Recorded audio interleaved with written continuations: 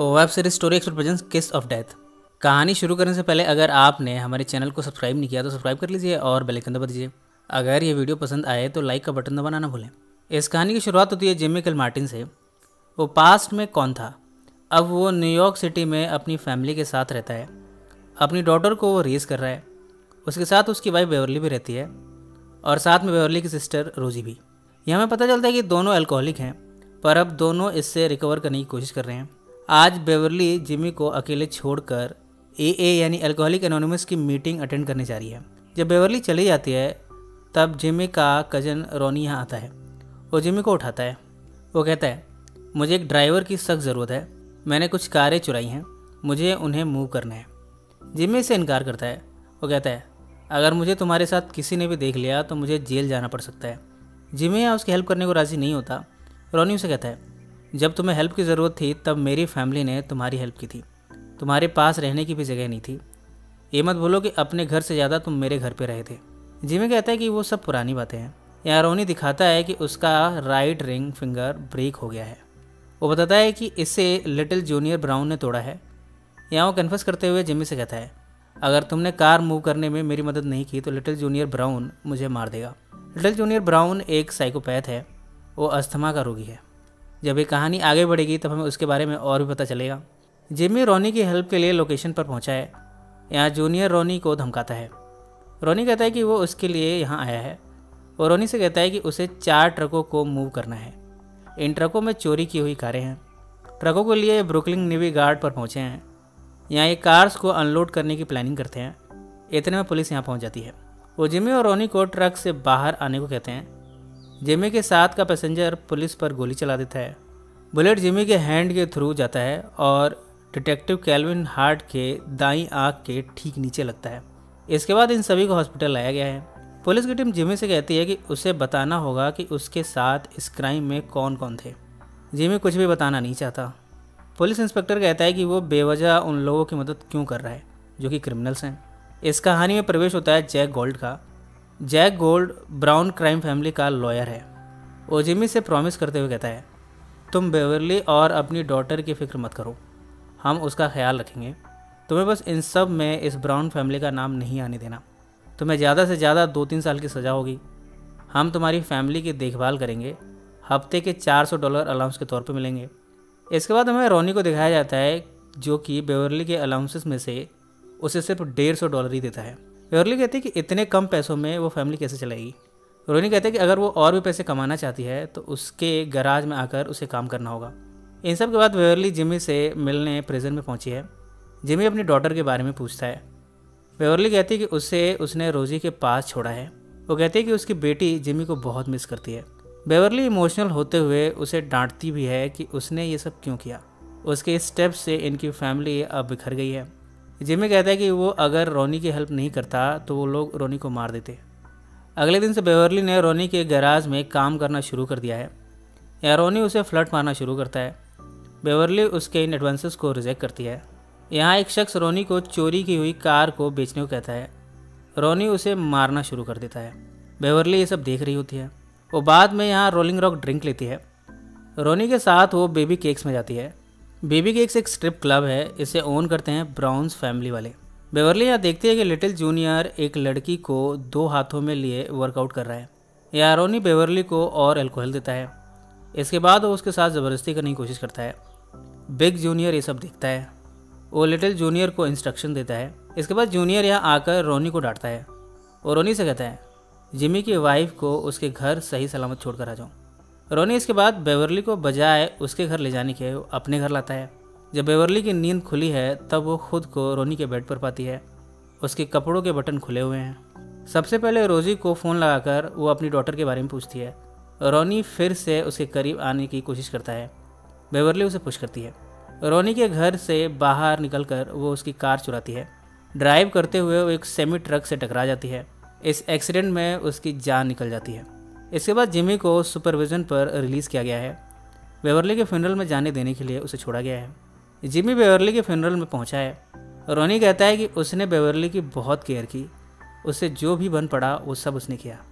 वो उसे कभी पैसों की कमी महसूस नहीं होने देता था। जिमी रॉनी को कन्फ्रंट करते हुए इन सब के बारे में पूछता है।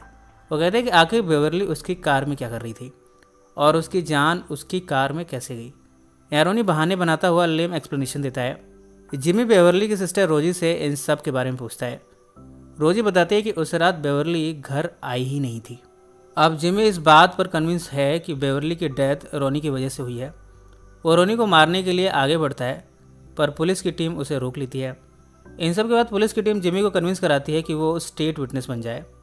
उस नेवी यार्ड वाले इंसिडेंट में जिसमें ट्रक्स पकड़े गए थे, उसमें और कौन था उनके नाम बता दे। जिमी इसके लिए राज़ी हो जाता है। वो नेवी यार्ड में शामिल लोगों के नाम बताता है, पर रोनी का नाम नहीं लेता। इस समय उसके दिमाग में अलग ही प्लानिंग चल रही है। पुलिस की टीम उससे पूछती है कि 4 ट्रक थे, एक में वो ड्राइवर था, बाकी 3 में कौन थे। जिमी कहता है कि 2 में बॉबी और जॉनी थे और चौथे ट्रक में ड्राइवर का नाम उसे नहीं पता। इसके बाद पुलिस की टीम इन सब को अरेस्ट कर लेती है, पर रोनी को नहीं पकड़ती। ये सब जानकर ब्राउन्स को समझ आता है कि रोनी ही असली धोखेबाज है, उसकी वजह से इनके आदमियों को पकड़ा गया है। लिटिल जूनियर ब्राउन अपने आदमियों के साथ रोनी के शॉप को विजिट करता है। यहाँ ये रोनी को मारना शुरू करते हैं। उसे मार के ये उसकी बॉडी को प्लास्टिक में रैप करते हैं।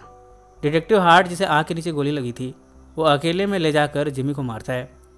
जब उसका गुस्सा शांत हुआ तब जिमी उससे रिक्वेस्ट करते हुए पूछता है, क्या मैं अपनी बेटी को अब देख सकता हूँ। डिटेक्टिव हार्ट उसे रोजी के पास लाता है।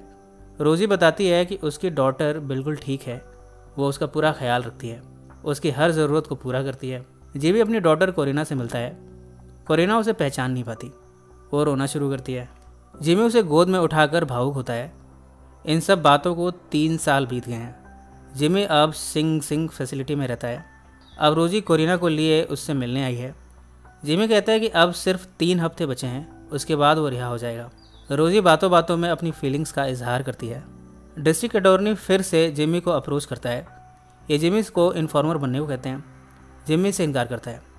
अटॉर्नी कहता है कि यहाँ से फ्री होने के बाद ब्राउन उसके साथ कुछ भी कर सकते हैं। जिमी यहाँ पार्डन के लिए नेगोशिएशन करता है। वो कहता है कि इस ब्राउन फैमिली की वजह से उसका परिवार बिखर गया। अब वो इन सब की मदद करने को तैयार है, पर बदले में उसे प्रोटेक्शन चाहिए। वो एक इन्फॉर्मर के तौर पर स्टेट के लिए काम करता रहेगा। इन सब के बाद जिमी को रिहा कर दिया गया है। इसके बाद वो और रोजी शादी कर लेते हैं। वो रोजी से अपने इन्फॉर्मर वाली जॉब के बारे में नहीं बताता। डिटेक्टिव हार्ट जिमी से एक चाइनीज़ रेस्टोरेंट में मिलता है। वो इसे इन्फॉर्म करते हुए कहता है, तुम्हारा टारगेट उमार है। वो बताता है कि उमार एक ड्रग डीलर है। उसे हथियार और कारों की सप्लाई लिटिल जूनियर ब्राउन से मिलती है। इसके बाद हम देखते हैं कि जिमी अब ब्राउन्स के लिए काम करने लगा है। उसे शुरू में असाइनमेंट मिला है कार बूस्टिंग का। इसके बाद जिमी का क्रू बेबी केक्स पर पहुंचा है। यहाँ जिमी ने लिटिल जूनियर को सालों बाद देखा है। यहाँ हमें पता चलता है कि लिटिल जूनियर के फादर की हाल ही में डेथ हो गई है। लिटिल जूनियर अभी भी डिप्रेशन में है, पर वो जिमी को भी कंसोल करते हुए कहता है कि उसे दुख है बेवरली की जान जाने का। लिटिल जूनियर इसके बाद जिमी को उमार से मिलाने लाता है। रोजी कई बार जिमी से उसके काम के बारे में पूछ चुकी है। जिमी उसके सवालों को टालता रहता है। वो कहता है कि बहुत जल्द सब कुछ ठीक हो जाएगा। जूनियर जिमी को दोबारा उमार से मिलाने लाता है। यहाँ जिमी उमार से बात करने आ जाता है। तभी जूनियर यहाँ आकर उमार को मार देता है। इस समय जिमी की बॉडी में एक डिवाइस है जिसे ये सब कुछ टेप हो रहा है। उमार के आदमी जिमी को कार में थ्रो करते हैं। इसके बाद वो इसे लिए मीटिंग में पहुँचे हैं। यहाँ हमें पता चलता है कि उमार वास्तव में अंडरकवर DEA यानी ड्रग एनफोर्समेंट एडमिनिस्ट्रेशन का एजेंट था। जिमी अपने रिकॉर्ड किए हुए टेप को यहाँ दिखाता है। इस टेप से साबित हो जाता है कि जूनियर ने उमार को मारा था।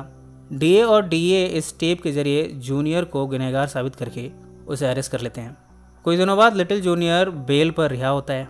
वो जिमी के डॉटर का अपहरण करता है और जिमी को मैसेज भेजता है। जिमी अपनी बेटी को ढूंढना शुरू करता है। फाइनली जिमी को उसकी डॉटर एक जंगल में मिली है। उसके माथे पर ब्लड से लिखा है बैड। इसका मतलब है बॉल्स एटीट्यूड डायरेक्शन। ये एक्रोनिम है जिसे जूनियर जब जिमी के साथ होता था तब इसका इस्तेमाल करता था। अब जिमी को रियलाइज़ हुआ है कि उसकी फैमिली सेफ नहीं है। अब वो खुद ही जूनियर का सामना करना चाहता है। वो वापस सिटी में लौटा है।